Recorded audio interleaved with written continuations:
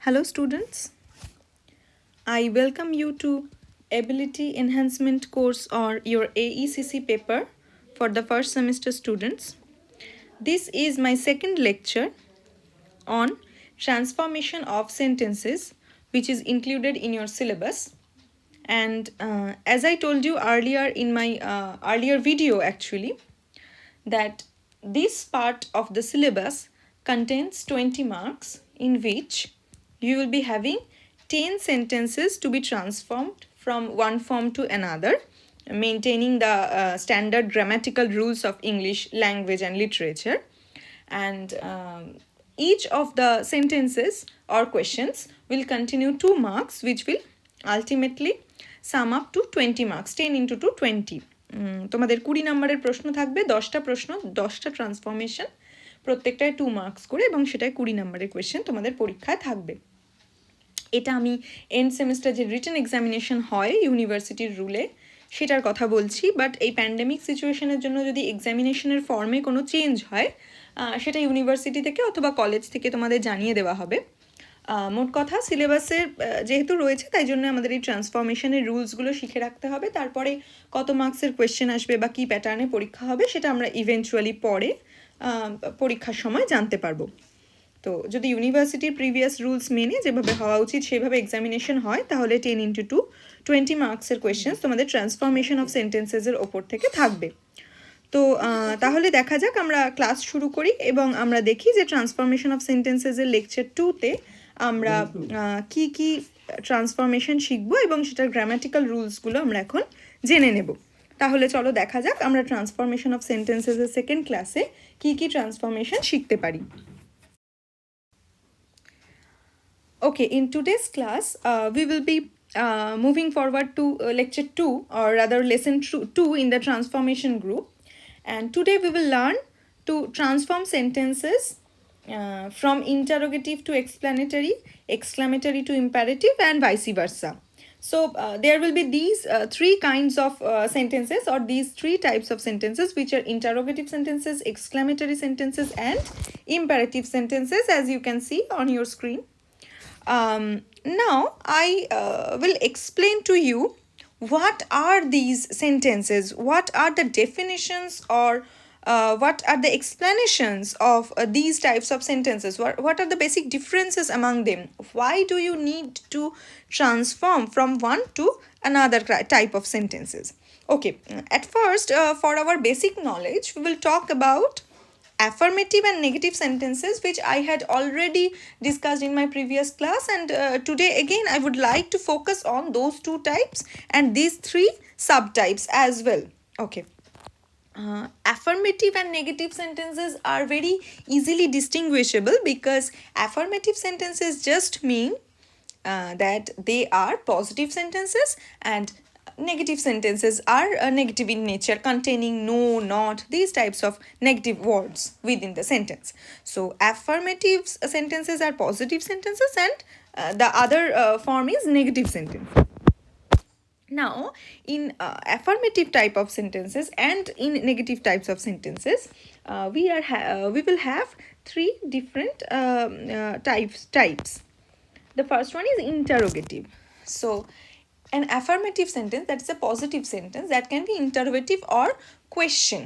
Interrogative sentence means questions. So যদি আমি বাংলায় বলি ইন্টারোগেটিভ সেন্টেন্সের মানে হলো প্রশ্নবোধক বাক্য।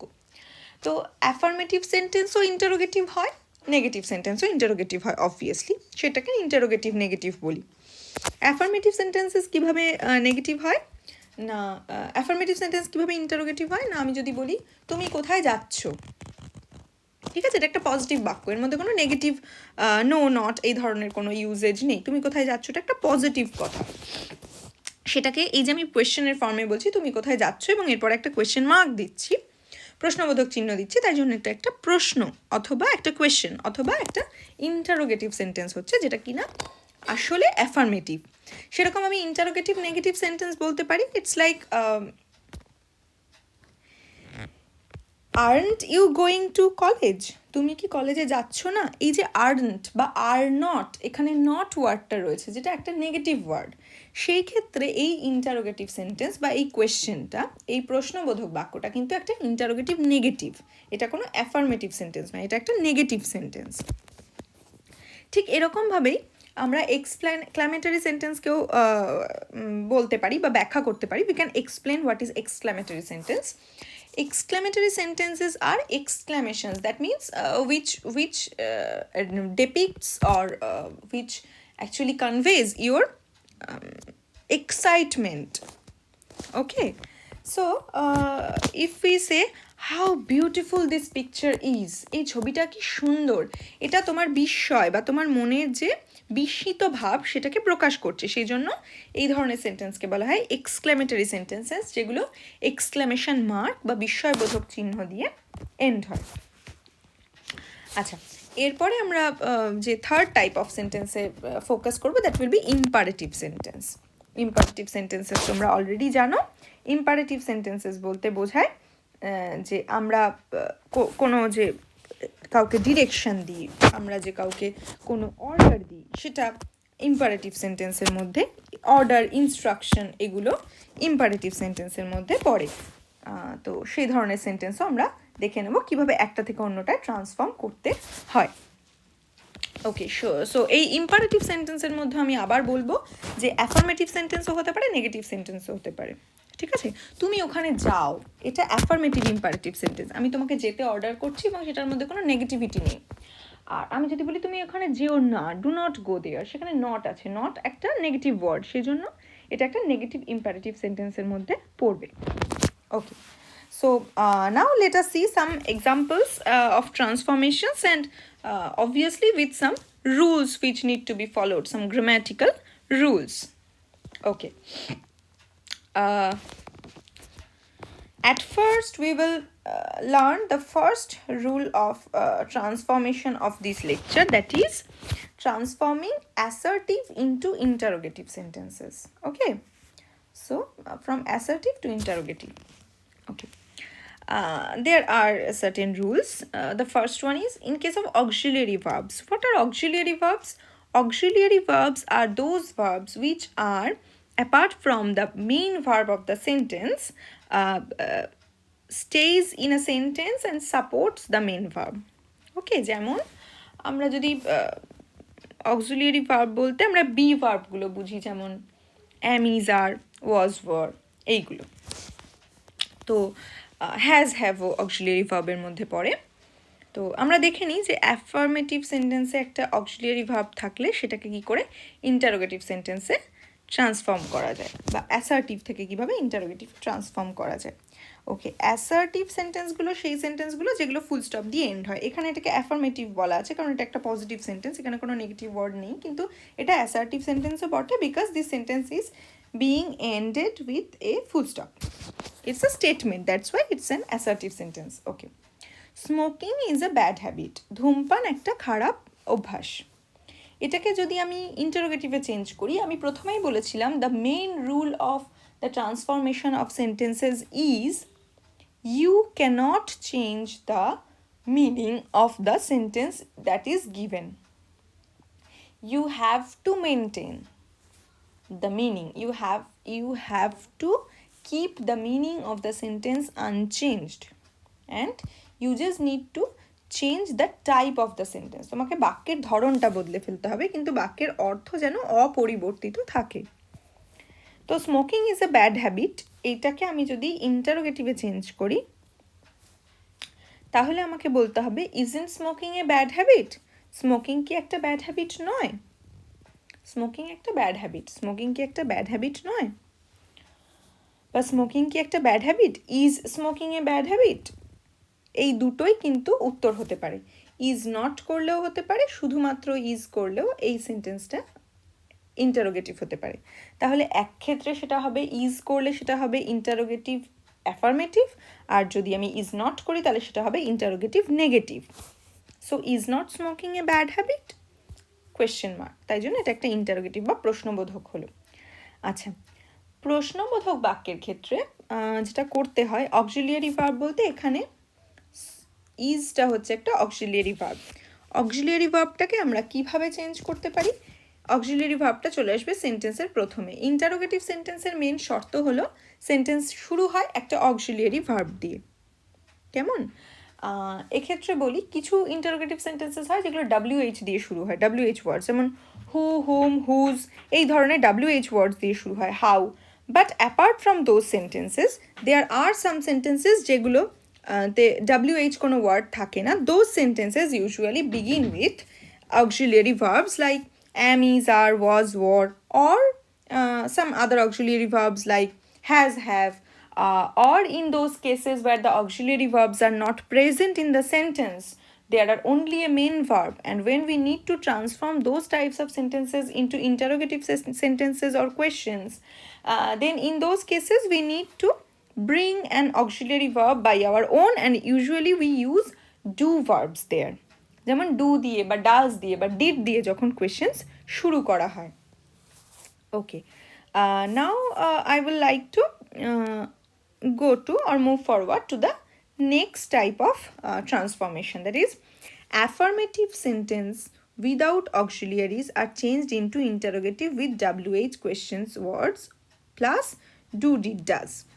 তো এক্ষুনি আমি এই বিষয়টাতেই আলোকপাত করছিলাম যে যেখানে অ্যাফার্মেটিভ সেন্টেন্সটা একটা অক্সিলিয়ারি ভার্ব আছে, যেমন ইজ রয়েছে, সেই জন্য এটাকে ইজটাকে সামনে এনে আমি একটা কোয়েশ্চেন বানিয়ে ফেলতে পারলাম। কিন্তু যে ক্ষেত্রে সেন্টেন্সের মধ্যে কোনো অক্সিলিয়ারি ভার্ব অলরেডি নেই, সেই সমস্ত সেন্টেন্সগুলোকে আমি কি করব, কিভাবে কোয়েশ্চেনে ট্রান্সফার করব, সেইগুলোর উত্তর হচ্ছে আমি সেখানে একটা WH ওয়ার্ড পুট করব। WH ওয়ার্ড কোনগুলোকে বলি? Who, whose, whom, how, what, these are auxiliary verbs. These are WH words. So we will put a WH question words in the beginning of the sentence, and then we will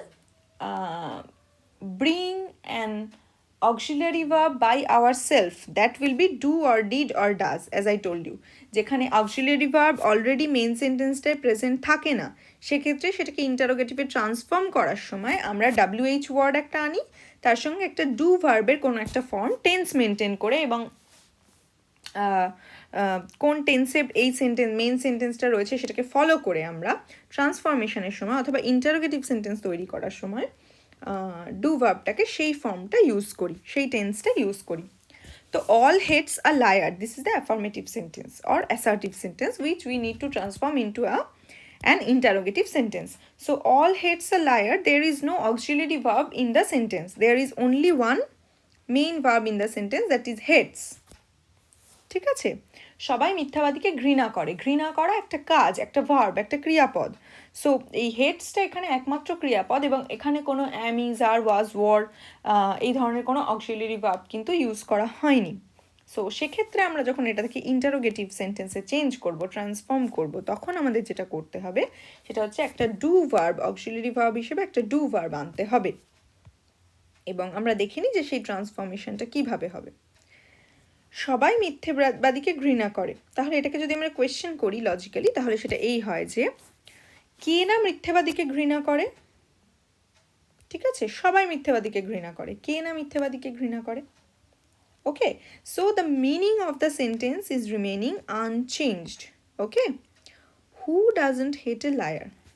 আচ্ছা, সবাই বা all বলতে যেহেতু এখানে মানুষের কথা বলা হচ্ছে, সেজন্য WH ওয়ার্ডসটা হু বা কে এলো, কারণ মানুষের ক্ষেত্রে আমরা হু এই WH ওয়ার্ডটা ইউজ করি।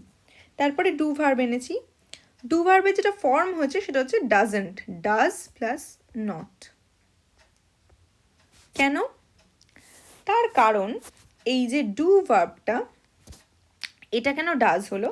বিকজ অল হেডস আছে, অল হেডস এ লায়ার মানে এইটা একটা প্রেজেন্ট টেন্সে সেন্টেন্স, সেই জন্য হু এর সঙ্গে ডাজ বসেছে। কারণ আমরা জানি যে সিম্পল প্রেজেন্ট টেন্সে যদি কর্তা বা subject of the sentence singular হন, হু মানে একজনের কথা বলা হয়েছে, তাহলে ডু ভার্বের সঙ্গে বা যে কোনো ভার্বের সঙ্গে এস যুক্ত হয়। সিম্পল প্রেজেন্ট টেন্সে কর্তা যদি সিঙ্গুলার ফর্মে থাকেন, তাহলে ভার্বের সঙ্গে সবসময় এস যুক্ত হয়, সেই জন্য ডুটা হয়েছে does, does plus not does not.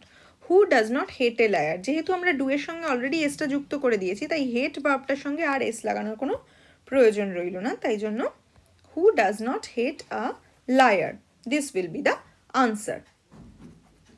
Okay, now we will move to the third rule of these transformations. Okay, nobody, none, never, no are changed into who plus affirmative verb, and anybody, ever are changed into who plus negative verb. Okay, তাহলে যদি assertive সেন্টেন্সটা negative হয় তাহলে সেটার ট্রান্সফরমেশনের সময় interrogative সেন্টেন্সটা positive হবে, যদি অ্যাফার্মেটিভ সেন্টেন্সটা পজিটিভ হয় সেটা ট্রান্সফরমেশনের সময় ইন্টারোগেটিভ সেন্টেন্সটা নেগেটিভ হবে, এক্স্যাক্টলি অপোজিট হবে। তো অ্যাসার্টিভে নান আছে, আমরা এখানে জানি যদি নান থাকে তাহলে সেটা চেঞ্জ হয়ে কী হবে, who plus affirmative verb. Affirmative verb কোনটাকে বলছি, ক্যান, মানে পারা, যেটা কনফার্ম করছে, অ্যাফার্ম করছে। তো হু ক্যান, ডিনাই দ্য ট্রুথটা সেম রইল, তাহলে নান ক্যানের জায়গায় এটা হয়ে গেল হু ক্যান। তাহলে যেখানে নোবডি, নান বা নেভার থাকবে সেখানে হু প্লাস অ্যাফার্মেটিভ ভার্ব হয়ে যাবে। So remember this is negative, কারণ এখানে নান রয়েছে, নো রয়েছে একটা, অ্যান্ড দিস ইজ পজিটিভ। পরের ক্ষেত্রে যখন অ্যাসার্টিভ সেন্টেন্সটা পজিটিভ রয়েছে, যেমন any one can do it, any one একটা পজিটিভ ওয়ার্ড, এনিবডি বা এনি ওয়ান এটা একটা পজিটিভ ওয়ার্ড, এটা যখন ইন্টারোগেটিভ সেন্টেন্সে চেঞ্জ হয়ে যাবে তখন এটা নেগেটিভ হয়ে যাবে, সেই জন্য ক্যান্ট বসেছে, ক্যান প্লাস নট, এই নটটা is making the sentence negative interrogative. তাহলে who can not do it, কে না এটা করতে পারে, এনিওয়ান ক্যান ডু ইট এটা যে কেউ করতে পারে, এটা কে না করতে পারে।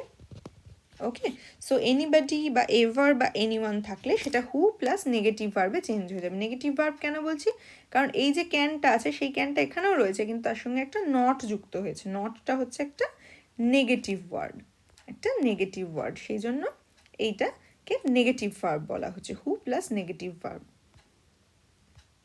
ওকে, now let us move to the fourth rule, questions with did, do or does. Okay. As I told you earlier when I was explaining the previous rules, that if the auxiliary verb is completely absent in the sentence given, then you need to bring an auxiliary verb by your own to form a question, because a question is always meant to be started with an auxiliary verb. তাহলে যে সমস্ত বাক্যে কোনো auxiliary verb থাকে না, কেবলমাত্র একটা main verb থাকে, সেই বাক্যগুলোকে প্রশ্নবোধক বা ইন্টারোগেটিভ বাক্য বানানোর সময় আমাদেরকে তাহলে একটা অক্সিলিয়ারি ভার্ব নিয়ে আসতে হয়, এবং আমরা কি ভার্ব নিয়ে আসি ইউজুয়ালি, সেটা হচ্ছে ডু ভার্বের কোনো একটা ফর্ম।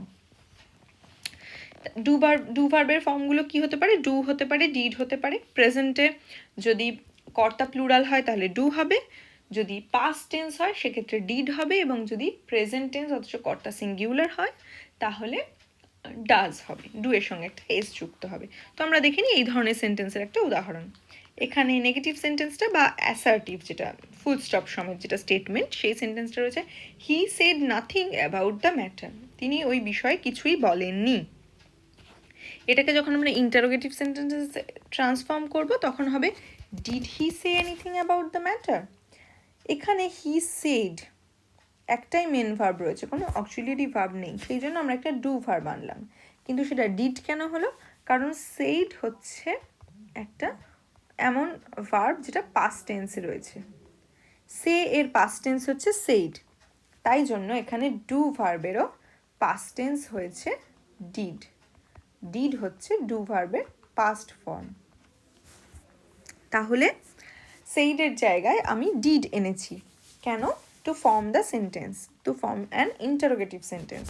তাহলে ডিড হি, ডিড বসিয়েছি, প্রথমে একটা অক্সিলিয়ারি ভার্ব, তারপরে হি আছে কর্তা, তারপরে সেডটা বসার কথা, কিন্তু যেহেতু আমি অলরেডি ডিডে পাস্ট টেন্সটাকে বুঝিয়ে দিয়েছি, ডুকে ডিড করে দিয়েছি, সেই জন্য সেটাকে আর পাস্টে দুবার করে রাখার কোনো প্রয়োজন নেই, তাই শুধুমাত্র সে বলেছি। নাথিং অ্যাবাউট দ্য ম্যাটার, নাথিংটা হয়ে গেছে এনিথিং, কেন না আমরা এর আগের রুলটাতেই শিখেছি, যখন সেন্টেন্সটা নেগেটিভ থাকে তখন সেটা ইন্টারোগেটিভে চেঞ্জ হওয়ার সময় পজিটিভ হয়ে যায়, আর যখন সেন্টেন্সটা পজিটিভ থাকে তখন সেটা ইন্টারোগেটিভে চেঞ্জ হওয়ার সময় নেগেটিভ হয়ে যায়। ঠিক সেই রুল ফলো করেই এখানে যেহেতু সেন্টেন্সটা নেগেটিভ সেন্টেন্স রয়েছে, নাথিং মানে নো বা নট প্লাস এনিথিং, তার মানে এটা একটা নেগেটিভ ওয়ার্ড, তাই সেন্টেন্সটা একটা নেগেটিভ সেন্টেন্স। এটা যখন ইন্টারোগেটিভ সেন্টেন্সে ট্রান্সফর্মড হয়ে যাচ্ছে তখন এই নেগেটিভটা উঠে গিয়ে নাথিংটা হয়ে যাচ্ছে এনিথিং। কেমন? তো did he say anything about the matter? উনি এই বিষয়টায় কিছুই বলেননি। প্রশ্নটা তাহলে হবে উনি কি এই বিষয়ে কিছু বলেছিলেন? তাহলে বোঝা গেল কিভাবে ডু, ডিড, ডাজ এনে একটা অ্যাসার্টিভ সেন্টেন্সকে একটা ইন্টারোগেটিভ সেন্টেন্সে ট্রান্সফর্ম করা যায়। Okay, next is the fifth rule. The fifth rule is there is no or nothing but becomes who what is.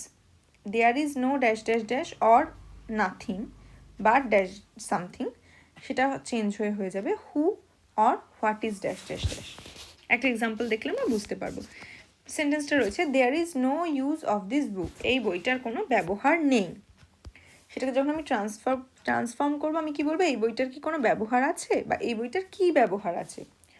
What is the use of this book, এখানে যেহেতু is auxiliary ভার্বটা রয়েছে এবং use main verb রয়েছে সেই জন্য আমাকে নতুন করে কোনো অক্সিলারি ভার্ব আনতে হয়নি, কিন্তু একটা WH ওয়ার্ড আনতে হয়েছে, that is what. What is the use of this book. তাহলে আগের রুল ফলো করেই নেগেটিভ সেন্টেন্সটা কিন্তু ইন্টারোগেটিভে পজিটিভ সেন্টেন্স হয়ে গেছে। অ্যাসার্টিভ সেন্টেন্সে যেটা নেগেটিভ ছিল ইন্টারোগেটিভে সেটাই পজিটিভ হয়ে গেছে। Okay, our life is nothing but a struggle. Okay, so এখানে একটা ইজ রয়েছে, তার মানে একটা অক্সিলারি ভার্ব অলরেডি প্রেজেন্ট, কিন্তু এই সেন্টেন্সে আর কোনো ভার্ব নেই, তাই ইজটা অক্সিলারি ভার্ব হিসেবে ইউজ না করে আমরা মেন ভার্ব হিসেবে ইউজ করব। সেই কারণেই আমরা মেন ভার্ব হিসেবে ইজটাকে ধরেছি বলে ইজ দিয়ে সেন্টেন্সটা শুরু হবে না, হবে একটা WH ওয়ার্ড দিয়ে, সেটা হচ্ছে হোয়াট। হোয়াট, তারপরে main verb is, our life but struggle, তার মানে আমাদের জীবনটা সংগ্রাম ছাড়া আর কি, আমাদের জীবন সংগ্রাম ছাড়া কিচ্ছু নয়।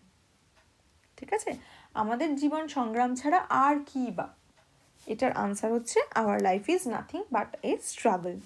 তাহলে বোঝা গেল প্রত্যেকটা ক্ষেত্রেই যেখানে পজিটিভ সেন্টেন্স দিয়ে অ্যাসার্টিভটা থাকবে সেখানে সেটা ইন্টারোগেটিভ করার সময় নেগেটিভ করে দিতে হবে, আর যেখানে অ্যাসার্টিভ সেন্টেন্সটা নেগেটিভ ফর্মে থাকবে সেটা পজিটিভ করে নিতে হবে, অথবা ইন্টারোগেটিভে ট্রান্সফর্ম করার সময় সেটাকে অ্যাফার্মেটিভ বা পজিটিভে রূপান্তরিত করে নিতে হবে। আচ্ছা, এবার আমরা দেখব অ্যাসার্টিভ থেকে ইম্পারেটিভ সেন্টেন্স আমরা কিভাবে বানাতে পারি। এতক্ষণ আমরা দেখলাম ইন্টারোগেটিভ সেন্টেন্সেস কিভাবে বানাতে পারি অ্যাসার্টিভ সেন্টেন্সেস থেকে, অ্যান্ড ভাইসি ভার্সা, ওটার উল্টোটাও কোয়েশ্চেনে আসতে পারে। এখন আমরা দেখব অ্যাসার্টিভ থেকে ইম্পারেটিভ, বা উল্টো দিক দিয়ে ভাবলে ইম্পারেটিভ থেকে অ্যাসার্টিভ বা অ্যাফার্মেটিভ সেন্টেন্স আমি কি করে তৈরি করতে পারি। আচ্ছা, এক্ষেত্রে আবার বলি অ্যাসার্টিভ সেন্টেন্স দু রকমই হয়, একটা হচ্ছে অ্যাফার্মেটিভ, আরেকটা হচ্ছে নেগেটিভ। প্রত্যেকটা ভাগের মতো এই ভাগটার ক্ষেত্রে এটা সত্যি যে অ্যাসার্টিভ সেন্টেন্স দু রকমের হয়, অ্যাফার্মেটিভও হতে পারে মানে পজিটিভও হতে পারে, নেগেটিভও হতে পারে। ওকে, এবারে আমি যখন অ্যাফার্মেটিভ সেন্টেন্স থেকে ইম্পারেটিভ সেন্টেন্সে ট্রান্সফার করব সেটা কেমনভাবে হয় সেটাও দেখব, আবার নেগেটিভ সেন্টেন্স থেকে যখন ইম্পারেটিভে ট্রান্সফর্ম করব সেটা কিভাবে হয় সেটাও দেখে নেব, কারণ অ্যাফার্মেটিভ এবং নেগেটিভ দু ধরনেরই অ্যাসার্টিভ সেন্টেন্স হয়। আচ্ছা, প্রথমে আমরা দেখব অ্যাফার্মেটিভ থেকে আমরা কিভাবে একটা অ্যাসার্টিভ সেন্টেন্স যেটা কিনা অ্যাফার্মেটিভ সেটা থেকে আমরা কিভাবে ইম্পারেটিভ সেন্টেন্স পেতে পারি। You are ordered to go there, ঠিক আছে, এটা হচ্ছে একটা অ্যাফার্মেটিভ সেন্টেন্স, এটার মধ্যে কোনো নেগেটিভ ওয়ার্ড নেই। এটাকে যখন আমি ইম্পারেটিভ বানাবো তখন বলবো গো দেয়ার, সেখানে যাও। তোমাকে সেখানে যেতে বলা হচ্ছে, এটাকে যখন আমি ডিরেক্ট নির্দেশ বা আদেশে পুট করব তখন আমি বলবো গো দেয়ার, ওখানে যাও। নেগেটিভ সেন্টেন্সের ক্ষেত্রে you are forbidden to drink, তোমাকে জলপান করতে বারণ করা হচ্ছে, তোমাকে ড্রিঙ্ক করতে বা পান করতে বারণ করা হচ্ছে। ফরবিডেন মানে হচ্ছে বারণ করা, ফরবিডেনের মধ্যে একটা নেগেটিভিটি আছে, কেমন, বারণ করা হচ্ছে, দ্যাট ইজ নেগেটিভ। এটাকে যখন আমি নির্দেশ বা ইম্পারেটিভ সেন্টেন্সে রূপান্তর করবো তখন কি বলবো, ডোন্ট ড্রিঙ্ক। ঠিক আছে, that means you are ordered not to drink, you are forbidden to drink. Forbidden means বারণ করা, মানে অর্ডার্ড নট টু, না করতে বলা। কেমন, সেটাকে যখন আমি ট্রান্সফর্ম করবো ডোন্ট ড্রিঙ্ক, পান করো না। বোঝা গেল? আচ্ছা, যে সমস্ত অ্যাসার্টিভ সেন্টেন্সগুলো লেট দিয়ে শুরু হয় সেটাকে ইম্পারেটিভে কীভাবে ট্রান্সফর্ম করা হয়? You are commanded to let him go, তোমাকে আদেশ করা হচ্ছে তাকে যেতে দিতে, তাকে ছেড়ে দিতে। ইম্পারেটিভে করার সময় হবে লেট হিম গো, ওকে যেতে দাও। ঠিক আছে, তার মানে কি, অ্যাসার্টিভ সেন্টেন্সে ঘুরিয়ে স্টেটমেন্টটা দেওয়া হচ্ছে যে ওকে চলে যেতে বলা হচ্ছে, ওকে ছেড়ে দিতে বলা হচ্ছে। ইম্পারেটিভটা হচ্ছে ডিরেক্ট অর্ডার, তুমি যাও, I am giving the order. So the affirmative sentence is you are commanded to let him go, and when it is transformed into an imperative sentence it becomes let him go, that is a direct command or a direct order. Now we will move forward to the rules of transforming affirmative to exclamatory. So this will be the last type of transformation which we will discuss today, or which we need to learn today. That is from affirmative to exclamatory sentences. So let us see what are the this type of transformation. What, a or how. যদি affirmative থেকে এক্সক্লামেটরিতে change করি তাহলে what বা how use করে আমরা অনেক সময় আমাদের মনের যে বিস্ময়, আমাদের মনের যে বিস্মিত ভাব সেটাকে প্রকাশ করি। আচ্ছা, অ্যাফার্মেটিভে বলছি it is a great river, এটা একটা দারুণ নদী। এক্সক্লামেটরিতে বলবো what a great river it is, so I am overwhelmed by seeing the river and now I am trying to express my kind of my overwhelmed emotion in the exclamatory sentence. What a great river it is, কি অসাধারণ একটা নদী এটি। তাহলে সেটা what দিয়ে শুরু হবে। ওকে, এখানে এই মুহূর্তে হাউ এর কোনো এক্সাম্পল দেওয়া নেই, বাট আমি নিচে থেকে একটা সেন্টেন্স বলে তোমাদের হাউটাও কিভাবে ইউজ হয় সেটা এক্সপ্লেন করে দিচ্ছি। ধরো অ্যাফার্মেটিভ বা অ্যাসার্টিভ সেন্টেন্সে বললাম the flower is very beautiful, ফুলটা ভীষণ সুন্দর। এটা একটা অ্যাসার্টিভ সেন্টেন্স বা একটা স্টেটমেন্ট, একটা পজিটিভ স্টেটমেন্ট। যখন I will turn this sentence into an exclamatory sentence, this will begin with how. Exclamatory সেন্টেন্সের ক্ষেত্রে এটা হাউ দিয়ে শুরু হবে। How beautiful, how beautiful the flower is! Exclamation mark. Remember, the interrogative sentences always end with a question mark,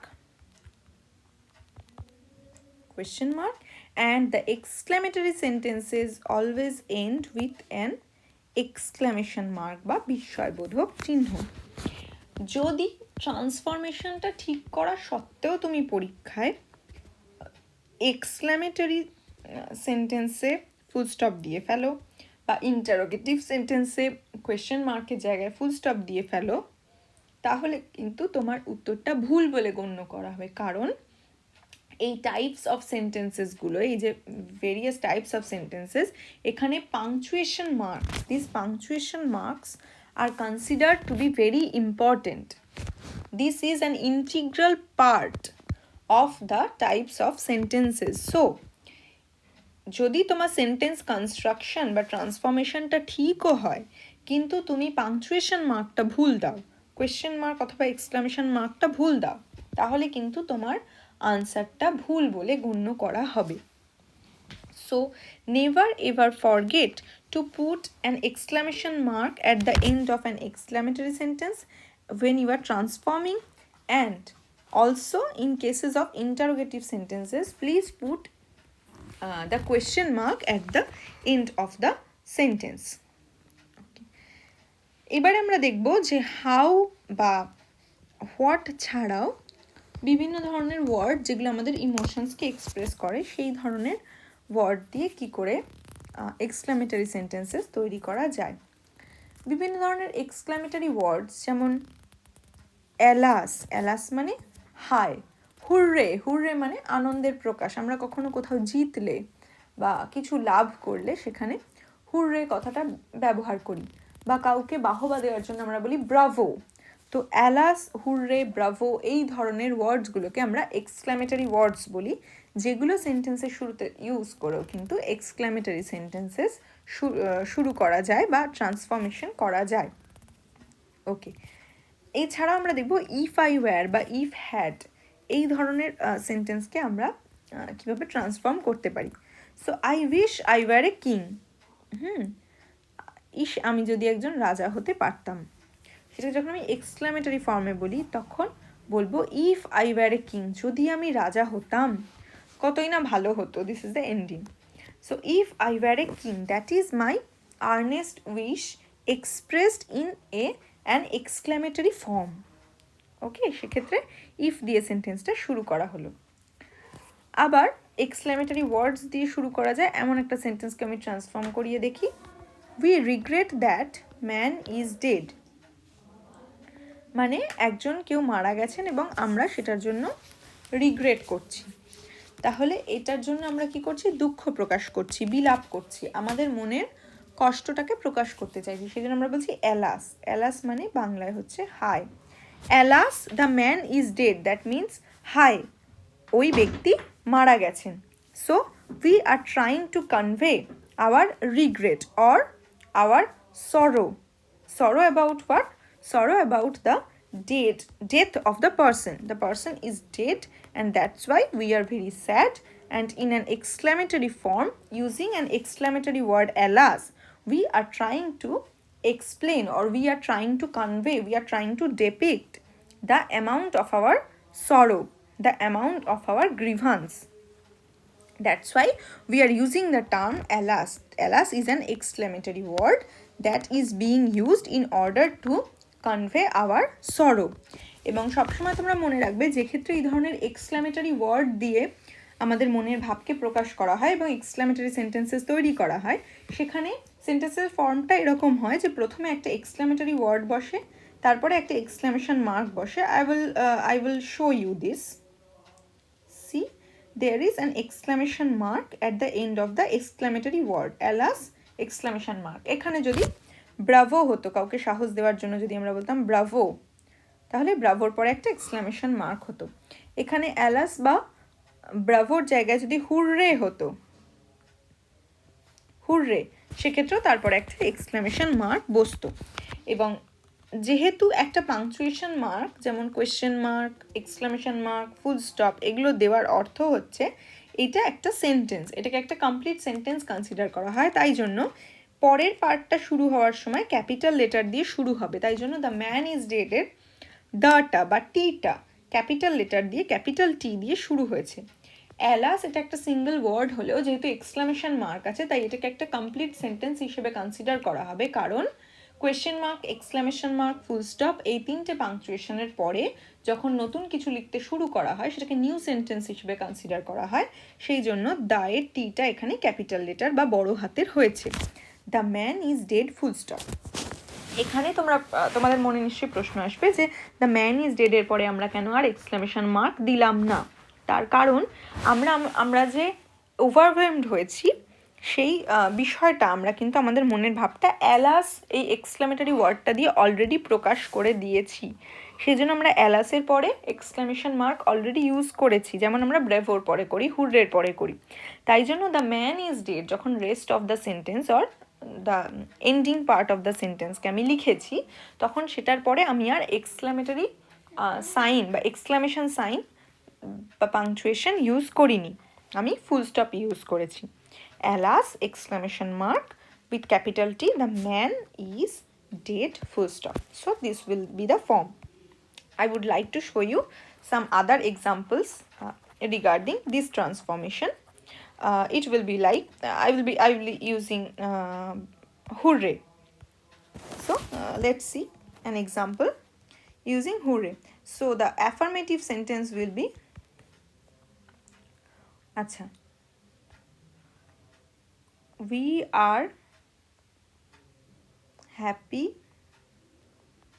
because we have won the match. So আমরা ভীষণ খুশি কারণ আমরা ম্যাচটা জিতে গেছি। এইটাকে যদি আমি এক্সক্লামেটরি সেন্টেন্সে ট্রান্সফর্ম করি তাহলে আমি লিখব হুররে, কারণ ম্যাচ জিতে গেলে আমরা হুররে বলি বা হিপ হিপ হুররে বলি। That exclamatory word explains or depicts or conveys our happiness or our extreme joy. So instead of using happy, we will be changing this word into an exclamatory word, that is hooray. So we will say hooray exclamation mark, then we will begin the rest of the sentence with a capital letter and we will write hooray exclamation mark, we with capital W have won the match.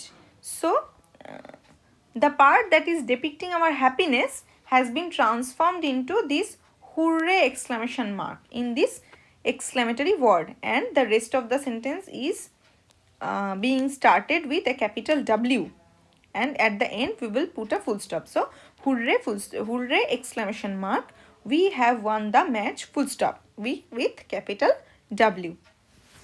Okay, so I think you have already understood how you need to transform